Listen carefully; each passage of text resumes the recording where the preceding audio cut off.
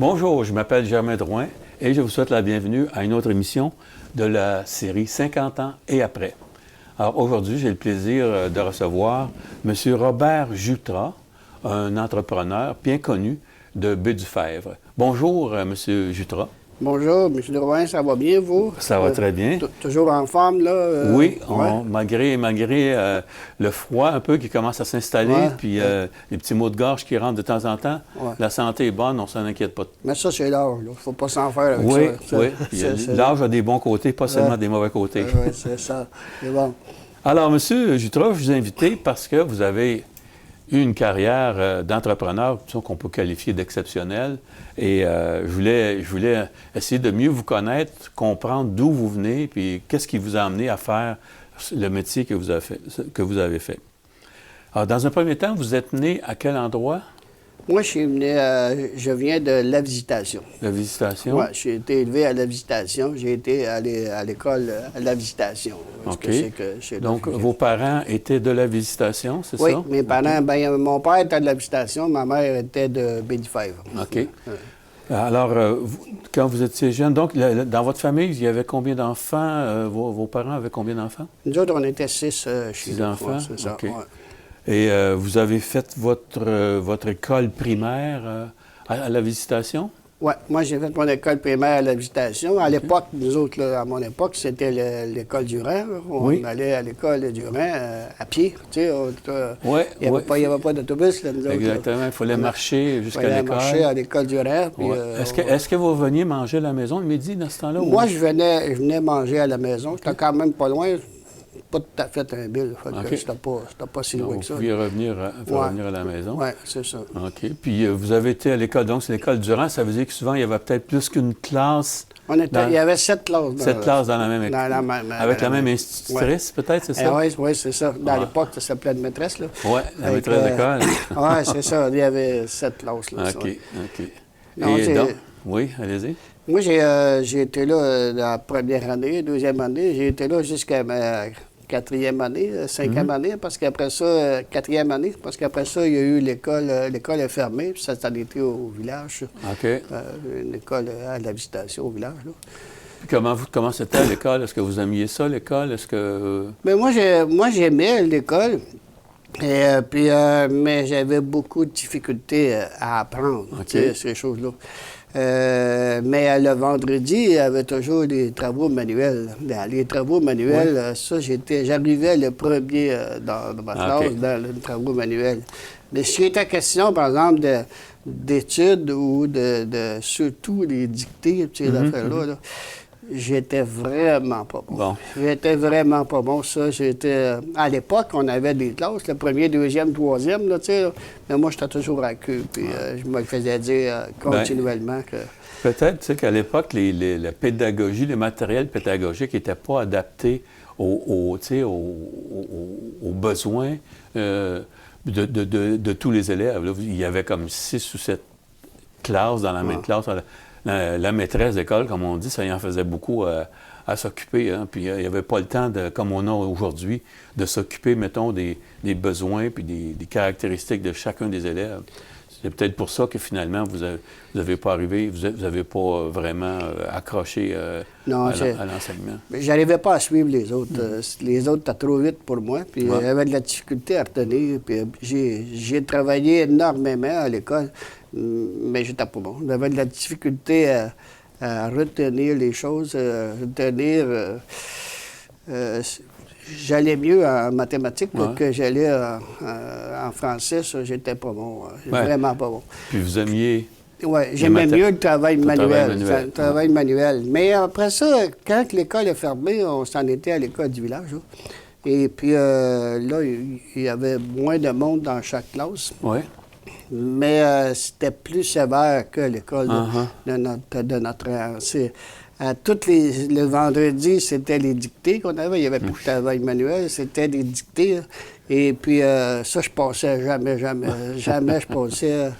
Puis à l'époque, quand on passait pas dictée, c'était les courroies dans la mer. Ah oui, c'était considéré sérieux. C'était des coups de strap dans la mer. Donc, ça démotive, c'est pas fait pour motiver beaucoup. Ça, c'était... moi, je recevais toutes les semaines. Toutes les semaines, j'avais mes coups de strap. Là, ça, c'était plus dur, tu sais. Puis, je sais pas, j'ai eu de la misère beaucoup avec ça. Ouais. Et puis, j'ai été 2 ans là, à l'école au village. Là. Il a essayé de me réchapper, mais un moment donné, la directrice d'école, à cette époque-là, elle a fait venir mes parents, puis elle a dit à mes parents, votre garçon, on le met dehors d'école, on ne veut plus l'avoir, il n'est pas capable de suivre les autres, il n'est pas capable de suivre. Puis on pense que ça va faire un rejet de la société, ça sera pas, vous allez avoir beaucoup de misère avec. Alors, donc, c'est très différent de ce qu'on voit aujourd'hui, mais ouais. qu'est-ce qui s'est passé après ça dans votre vie? Vous la directrice, elle m'a expliqué ça, tu sais, puis mes parents, pareil, puis ces choses-là. Mais je crois que c'est elle, même si elle m'en a fait arracher énormément, je crois que c'est elle qui m'a renforcé pour venir à bout de faire quelque chose dans la vie. Bien, voyons donc. Oui. Dans ma tête, même, j'avais un peu de rancœur avec elle. Bien Je sûr, dis, je m'en vais te le montrer pour voir. Oui, c'était comme un défi. Oui. Je vais te le montrer pour voir si je suis pas capable de faire quelque chose dans la vie. Fait que c'est sûr que quand tu as moins d'études, tu as plus de difficultés à apprendre, tu sais, puis il y a des barrières. Mais pour moi, il n'y avait pas de barrière que je pouvais... Il n'y avait pas de porte qui pouvait se fermer.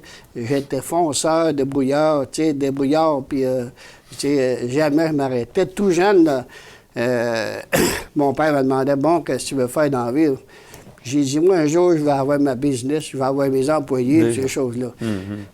Mon père... Et qu'est-ce qu'il faisait, votre père? Mon père, il réparait de la machinerie agricole. OK. À l'époque, il réparait de la machinerie agricole. Il y avait 5 comtés à peu près qui venaient faire réparer chez nous. OK, donc les tracteurs... Oui, les tracteurs, les voitures de ferme, les machines oratoires, ces choses-là. OK. Et puis, moi, je travaillais avec lui. Puis, donc, c'est ça. Lui, il a peut-être été plus votre professeur que les professeurs. Oui. Puis ma mère aussi. Ma mère travaillait aussi dans l'entreprise pour cette époque-là. C'était bon parce que moi, j'ai appris à souder de ma mère. De votre mère? Oui. Votre mère, elle élevait des enfants et en plus, elle travaillait à l'entreprise de votre père. Elle travaillait à l'entreprise de mon père. C'est elle qui vous a montré à souder? Oui, c'est elle qui m'a montré à souder. Puis à machiner ses tours à faire. Là. Mon père, dans les premiers temps, il avait fabriqué son tour à faire, puis il avait montré comment machiner. Après ça, il en avait acheté un. Puis ma mère travaillait là-dessus aussi. C'est elle qui faisait les cylindres hydrauliques, ces choses-là. Oui. Jeune, à 4 ans et demi, 5 ans, on avait commencé à souder. Là, donc, l'enseignement entrepreneurial, il vient de la famille un peu beaucoup. Ouais. Moi, j'étais chanceux parce que j'ai eu de ma mère sa débrouillardise, au point de vue fonceur, ces choses-là. Ma mère, c'était... OK. Puis mon père était ingénieux comme ça se peut pas pour l'époque, c'était très ingénieux. Donc, votre mère, c'est un peu fonceuse. Quand il y a un problème, on le règle. Oui, c'est ça. Votre père, c'est plutôt au niveau technique et technologique, qui était plus... Mon père disait toujours, il n'y a pas de problème, il n'y a pas de solution. Oui. Des fois, ça fait mal, mais il y a toujours une solution à un problème. C'est quelque chose qui ne marche pas. Des fois, c'est plus facile, plus difficile à régler, mais ça se règle.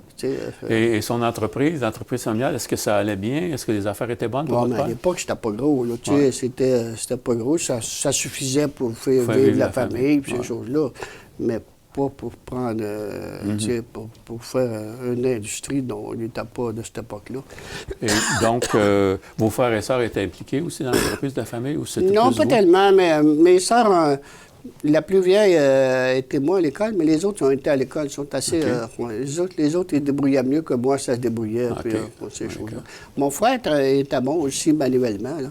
Mais il était plus avancé que moi j'étais. Puis après ça, quand j'ai commencé à aller plus loin, je travaillais avec mon père, mais à peu près tous les jeunes, on n'aime pas toujours la façon que les pères s'y prennent, ces choses-là, ça arrive, ça. Fait que, à un moment donné, il y a une shop à Pierreville, le camion incendie Pierreville, il manquait de soudeur, puis il va demander à mon père, il venait faire réparer des morceaux chez nous. Il dit, ton gars, il dit, qui soude, là? Il dit, moi, il en a besoin. Il dit, peux-tu me le passer? Fait que là, j'avais été travailler là-bas comme soudeur. Puis j'étais jeune, j'avais 14 ans quand j'ai rentré là. Mais jusqu'à 14 ans, vous travailliez avec votre père dans l'entreprise familiale. Est-ce qu'il vous payait à ce moment-là un peu? Oui. Je donnais 5 à 6 piastres par semaine. C'était normal, pour l'époque. Oui, à 14 ans. De toute façon, vous étiez logé, nourri, battu à la maison. Oui, c'est ça. On taponnait un peu nos affaires aussi. J'avais trouvé... j'avais installé un moteur sur un ancien PC qui n'avait pas de moteur, puis j'avais fait travailler ça. Je travaillais avec... Déjà patenteux, là. Oui, c'est ça, j'ai commencé là. OK. Après ça, on faisait nos machineries un peu nous autres mêmes. On avait fabriqué nos go-cars. On avait une petite piste, là, puis on fabriquait on s'amusait, là. À l'époque, on n'allait pas au village, là. Bien, on allait au village. J'étais allé... je voulais essayer de jouer au hockey un coup, puis mes chums, ils allaient jouer au hockey au village. Fait que j'ai dit, bon, j'aimerais ça aller jouer au hockey. Mon père n'était pas trop d'accord avec ça. Fait que je m'étais trouvé de l'équipement, j'étais allé jouer une fin de semaine au hockey. Fait que quand je suis revenu, mon père a dit, bon, tu y as été, là? Fait que là, c'est correct, là, à cette heure, on travaille. Dans ce temps-là, c'est sûr que les parents ils étaient sérieux, puis eux autres, il fallait survivre, il fallait s'organiser, puis on mettait les jeunes à contribution. Donc, à 14-15 ans, vous êtes allé travailler chez... Oui, j'étais allé travailler avec Thibault à Pierreville. J'étais là 3 ans, je pense, là-bas. Puis c'était de la soudure que vous faisiez? Toujours de la soudure, oui. Je soudais des carrosseries d'échelles, puis des structures d'échelles de pompiers. Oui, quand même. C'est du travail de précision. C'est du matériel de sécurité comme ça. Il faut que ça soit fait comme il faut, ces affaires. Oui, mais au début, ils nous surveillaient, puis c'était correct. Là. Mais j'avais une bonne main à l'époque, encore, mais moins bonne qu'elle était à l'époque. Et vous aviez appris ça chez votre père? Oui, avec votre mère qui vous avait montré? Oui, j'ai appris ça, là. Donc... J'ai été là une bonne escousse, là, mais après ça, je ne me trouvais pas évalué à ma juste valeur. OK. Un jour, il faut qu'on soit capable de... pour moi personnel, tu sais. Ouais. Vous étiez un employé de Thibault. Et vous êtes resté combien de temps? 4 ans, peut-être 3 ans, environ 3 ans, là, à peu près là. Puis à un moment donné, vous ne vous trouviez pas évalué? Je n'étais pas évalué à ma juste valeur. Ce que je pouvais faire là, je le faisais pour quelqu'un d'autre. Je recevais une paye. Mais le produit que je fabriquais, c'est pas moi qui le vendais, c'est pas moi qui le fabriquais, c'est pas, tu sais... Alors ça, c'est encore la fibre entrepreneur qui ressortait du regarde. Vous avez le goût déjà un peu d'avoir votre propre avoir une entreprise. On a été élevé dans la soudure, mais on a été élevé aussi dans la mécanique. Mon père faisait la mécanique, puis on avait appris à en faire un peu. Fait que quand j'étais chez Thibault, j'ai dit, je vais me partir à mon compte. Je vais partir. Je savais pas que je pouvais partir dans la soudure. Fait que je connaissais bien la mécanique. Je me suis parti en garage pour faire de la réparation automobile. Alors, vous avez abandonné Thibault? Vous avez laissé Thibault? Puis là, vous avez dit, bon, ben là, moi, j'ouvre mon garage. Oui, j'ouvre mon garage. À quel âge vous aviez à ce moment-là? Là, c'est difficile à retenir tous les âges, là, mais peut-être... Au début de 20 ans? Non, 30... OK. 30 peut-être. Mais après, vous êtes parti de chez Thibault, qu'est-ce que vous avez fait? Quand je suis parti chez Thibault, je suis parti au garage. OK. Mais vous dites que vous êtes resté 3 ans chez Thibault? 4 ans peut-être, là, mais environ, là. Je ne peux pas vous séparer ça, je vous dis ce que c'est que ça en est. Là. OK. Donc, j'avais compris que c'était juste après comme par exemple vers 14-15 ans, mais chez Thibault, c'est plus vers la trentaine que vous avez été là à peu près, c'est ça, si je comprends bien? Oui, 27, là, bien. Parfait. Ouais, à peu près. OK, là, je comprends mieux. Ouais. OK. Donc, là, vous avez parti votre garage. Oui. J'ai eu plusieurs années mon garage en mécanique, là. Puis c'était des automobiles? Automobile. Là. Puis je faisais un petit peu de carrosserie. Mais là, j'avais parti ça avec un de mes amis. Et puis ça allait bien. On était... vous dire le nombre d'années juste, là, je ne pourrais pas vous dire, mais on a été plusieurs années. Bonnes années, oui. Mais... vous avez des bons clients? Oui, franchement, on avait... C'était les automobiles que vous répariez? Automobiles, oui. OK. Et puis, moi, je travaillais un peu les moteurs, un peu pour la course, là, tu sais. Fait que, oui, déjà? Je faisais un petit peu de drague à cette époque-là. OK. Je travaillais les moteurs pour ça.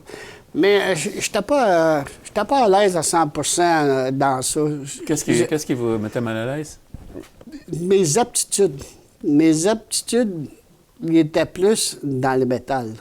Dans le métal que dans, que dans la mécanique. Ouais. Okay. Tu sais, après, on dit toujours qu'on ne fera pas ce que nos parents faisaient, mais tu sais, j'avais été faire la mécanique que j'aimais bien, mais mes aptitudes en métal, en soudure, puis en fabriquer quelque chose, était plus attirant que la mécanique. OK. Enfin, Bon. j'ai laissé mon garage à mon associé. Et Mais puis, vous vous entendiez bien? Vous n'avez pas de problème avec ça? non, très bien. On se voit encore aujourd'hui, OK, puis on OK. trouve ça fameux. Vous lui avez laissé le Ouais, business? j'ai laissé le garage. Là. Et puis moi, j'ai parti pour partir à mon compte. Là. OK. Fait que quand j'ai sorti de là, ben, j'avais un petit endroit là, où je pouvais commencer à fabriquer des produits. Pour de la soudure, c'était ça? Pour de la soudure, oui. C'était Là, la je soudure. fabriquais de l'équipement agricole. Tu sais, des mangeoires, des voitures à foin, des choses comme ça. Là, que je Ça, fabriquais c'est des affaires custom design parce que c'était fait exprès. Mettons, un agriculteur venait vous voir, vous dit, moi, j'ai besoin de quelque chose de telle grosseur et de telle dimension. Comment ça fonctionnait exactement? Oui, bien, il reste toujours, quand tu fabriquais de voitures, il y a toujours avec 4 trous après. Là, Bien tu sais. sûr, bien sûr. Mais s'il voulait avoir quelque chose qui était plus sophistiqué qu'un autre, tu sais, puis on avait fabriqué une là, que, à l'époque, c'était pas des balles de foin, c'était du foin lousse. Là. Ouais, Puis, ouais. quand on changeait le foin au chargeur, il fallait qu'on emmène le foin jusqu'en avant. Mais nous autres, on avait fait un traîneau en arrière, puis là, on emplissait le derrière, après ça, on commandait ça, puis ça avançait jusqu'en avant. OK. C'est un mécanisme pour Ouais, faire avancer, puis là, on recommençait en arrière à avancer. Il n'y avait pas d'autre qui avait ça. Là. Ben, c'était Ça. une patente que vous faisiez. Oui, c'est là. ça, des patentes Ah, que je faisais, là, tu sais, que je faisais. Après ça, j'ai fait des mangeoires spécifiques pour les Toujours pour les cultivateurs. cultivateurs. Puis après ça, j'ai commencé à travailler un peu pour les commerces, là, tu sais, les petites industries, Oui, oui. faire un peu d'équipement, puis ces choses-là. Puis moi, je faisais partie beaucoup à cette époque-là, les jeunes enfants. Hein. Puis, C'était quoi ça, les jeunes enfants? ben, mes enfants, Oui, moi, là, oui. tu sais, ils étaient jeunes, puis là, Oui. ils étaient rentrés à l'école. Fait que là, quand ils rentrent à l'école, bien, ils veulent toujours avoir du monde sur le comité d'école, tu sais, puis OK, ces choses-là. Moi, j'aimais bien ça, aller faire des rencontres. là, Vous puis, étiez bénévole sur les comités comité d'école. Oui, OK. j'ai commencé là sur le comité d'école, puis OK. j'ai fait l'été longtemps, j'ai été sur le comité d'école pendant plusieurs années. Et puis là, ben, plus qu'on était là-dessus, plus qu'on rencontrait des écoles extérieures, puis on allait à Nicolette, puis ces choses-là. Puis là, ben, il fallait acheter des équipements de terrain de jeu pour les écoles, tu sais. OK. Fait que là, on voyait passer ça. À un moment donné, on voyait une soumission, une balançoire, une glissade, ces choses-là, pour faire ses enfants. Ça coûte, c'est 10 000 piastres. 10 000 je trouve assez épouvantable. Mais les autres autour de la table, ils ont dit, hey, c'est cher, on ne pourra pas s'acheter ça. Et j'ai dit, ça. Laissez-moi faire. On est capable de faire ça par ici, voyons. Ah. Puis là, ça venait de l'extérieur, ça. OK. Fait que j'ai dit, moi, vous faites ça, moi. Elle m'a dit, arrête un peu, là, c'est compliqué, ces choses-là. Non, on va vous le faire, là. Puis on va regarder ça, puis ça va être à moitié du prix. Ça vous convient-tu? Ils ont dit oui. J'ai dit, c'est bien correct. Fait que là, j'ai retourné dans mon atelier, puis j'ai commencé à fabriquer une balançoire, puis des soirs pour les enfants, puis voir ce que c'est qui était en été. Puis là, j'ai livré, puis là, tout le monde était bien content, puis était bien heureux. Mais là, la paroisse voisine à Nicolette, ils ont dit, ben nous autres aussi, on en veut, tu sais, puis peux-tu nous en faire? Ben oui, on va t'en faire. Après ça, c'était Pierreville, après ça, c'était... Ben là, je me suis mis à fabriquer, j'avais une quinzaine d'employés à cette époque-là. Déjà? Ouais, Wow, une quinzaine votre nom d'employés. s'est fait assez rapidement. Oui, c'est pour fabriquer des équipements de terrain de jeu. Ouais. J'en vendais partout au Québec. Ah oui? Oui, partout au Québec. J'en vendais un petit peu dans le coin du Maine. Et après ça, j'en vendais aussi, je les livrais par train, parce que je ne pouvais pas aller y venir. OK. Puis là, j'avais une équipe d'installateurs sur la route pour installer les équipements de terrain de jeu. Les autres, quand tu les vends, il faut que tu les installes. Là. Déjà? Ouais. Donc, ça vient du fait que vous aviez fait du bénévolat à l'école pour les enfants. C'est ça. Puis là, vous avez trouvé que, une façon où vous pourriez faire les choses mieux qui sont faites. Bien, aussi bien faites que les autres. Aussi bien faites. Oui, au moins aussi bien faites. Puis avec des meilleur choses prix. nouvelles. Des choses nouvelles. Puis, L'innovation. ça me faisait des beaux défis. Pour moi, c'était des défis. Tu sais. Ouais. Les autres disaient qu'il n'y en a pas qui fabriquent ça par ici. C'est parfait, moi, vous en faire. Ça vient de la maîtresse d'école, ça. Ouais, On va leur montrer que je suis capable de faire des affaires. Ça, je l'ai toujours retenu, je le retiendrai tout le temps. Là, tu sais, Je vais te montrer ce que je suis capable de faire. Ça c'était un de mes beaux. Donc, vous êtes fait connaître, disons, dans les commissions scolaires avec ça, un peu partout? Commission scolaire, après ça, les municipalités. Ouais. Après ça, les municipalités nous ont approché pour fabriquer des équipements radio pour les municipalités. J'en ai fait beaucoup de ça. Et donc, alors j'imagine qu'à un moment donné, vous êtes fatigué de ça, vous allez vous faire d'autres choses. Qu'est-ce qui s'est passé après, à la suite du succès, mettons, de vos produits scolaires? À cette époque-là, j'avais pas compris, puis à mon époque, il n'y avait pas beaucoup de comités pour aider les petites entreprises. Il n'y en avait pas beaucoup. Je ne dis pas qu'il n'y en avait pas, mais il n'y en avait pas beaucoup. Puis à cette époque-là, je n'avais pas compris qu'on pouvait se faire aider, engager du monde dans ce que c'est que t'es moins bon, puis ces choses-là. À cette époque-là, on faisait aller voir les clients, je faisais le tour des écoles pour aller voir. Puis après ça, c'est moi qui faisais les dessins. Puis après ça, c'est moi qui faisais les soumissions. Puis après ça, je faisais qu'ils fassent la fabrication. Après ça, il fallait aller faire l'installation. Après ça, il fallait faire la connexion. Puis ça, c'était tout moi qui faisais ça. Puis là, c'était trop gros.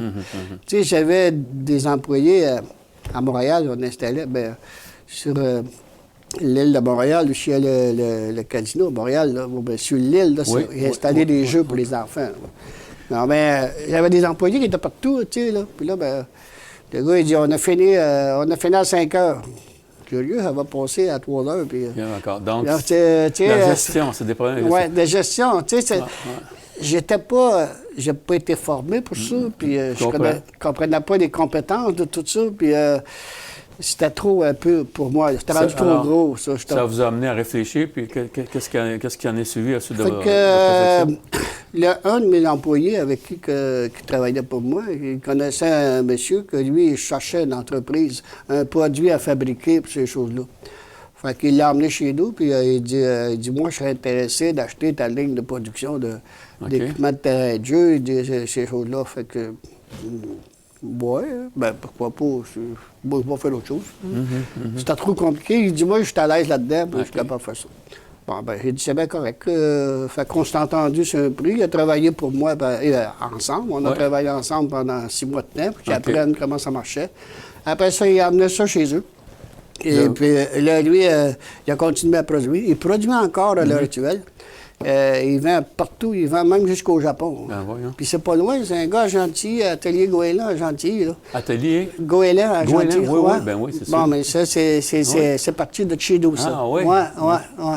C'est parti de chez nous. Donc, vous aviez pu affaire à cette entreprise-là à un moment donné? Non, moi, j'avais pu. Vous n'étiez pas inquiète pour votre avenir? Non. J'ai dit, on va faire d'autres choses. Alors, qu'est-ce que vous avez décidé de faire après ça? Après ça, il y a un monsieur de Montréal, un coup, qui m'avait dit, il dit, j'ai connu quelqu'un aux États-Unis qui fabriquait de la perlite, il dit, pour de la perlite, puis il dit, je ne sais pas si ça pourrait t'intéresser, il dit, je peux te donner des conseils un peu, mais il dit, oui, c'est de quoi de nouveau? Il dit, il n'y en a pas, il n'y en avait pas à l'époque, là. Qu'est-ce que c'est, ça, de la perlite? Quand vous achetez des fleurs le printemps, là, quand vous les séparez dans le pot, vous séparez le pot, là. Oui. À l'intérieur, vous voyez des petites boules blanches, là. Oui. Ça, les boules blanches, c'est de la perlite, ça. Ça, c'est un minerai que j'importais du Brésil. On importait ça du Brésil ici. Puis là, j'avais fabriqué un four. J'ai fabriqué un gros four pour le faire chauffer. À 1900 degrés, la petite grenotte, elle explosait pareil comme du popcorn. Là, exactement. Puis quand tu le prenais puffé, là, le milieu, ça faisait comme une boule. À l'intérieur de la boule, il était vide. Si vous arrosiez vos fleurs pendant tous les jours, mettons vos fleurs en avant, quand vous mettiez de la perlite dans la terre, vous arrosiez une fois par semaine par en avant. Ça captait toute l'humidité, puis les racines se mettaient autour de ça. Donc, vous avez eu une époque perlite. Oui. Après ça, qu'est-ce qui s'est passé? Bien, après, ma perlite, ça a marché beaucoup, beaucoup. Puis, il est arrivé un autre gars qui, lui aussi, il voulait l'acheter. Il dit, je vais être associé avec toi. Puis là, ça s'était rendu gros. Là. Moi, je vendais jusque l'autre côté, Rivière-du-Loup, ces choses-là. Toutes les tourbières. Toutes les tourbières du Québec étaient approvisionnées chez nous. Vraiment. Wow. Et puis là, il y a un autre gars qui voulait l'acheter. Fait que j'étais rendu trop gros. Moi, c'était le défi des partir un peu que j'aime. Là, tu sais, Ouais. c'est le défi des Il y partir. a comme un pattern là, qui se dessine. Ouais, Là. fait que là, j'ai dit, c'est correct, on va s'associer. Puis, cette compagnie-là est cotée à la bourse. Elle est encore à l'heure actuelle. Ouais. Ça s'appelle Pearlit Canada, vous allez voir, c'est coté à la bourse encore. Puis j'allais siéger à la bourse là-bas. J'ai pas aimé. Je faisais partie du conseil d'administration, là, puis de là-bas, coté à la bourse, là, puis c'est trop... Vous n'étiez pas dans votre élément. Non, j'aimais pas ça. J'aimais pas ça. Ben, écoutez... Lui, il a décidé d'acheter ça, puis Ouais. j'ai parti sur d'autres choses. Donc là, encore une fois, vous dites, bon, ben là, j'abandonne ça, mais j'ai encore le goût de m'amuser, puis de faire des choses, puis d'exprimer ma créativité. Et alors, pour cette partie de l'émission, on va s'arrêter là parce que je pense que notre temps s'achève. Alors, donc, je veux vous rappeler que je suis en compagnie de M. Robert Jutras, un entrepreneur maintenant de Baie-du-Fèvre. Et donc, avec votre permission, M. Jutras, je vous invite à nous revenir pour une autre émission où on va continuer de parler de votre carrière et de votre grande réalisation dans la firme Rotec. D'abord. Alors, merci et merci de votre écoute et à bientôt.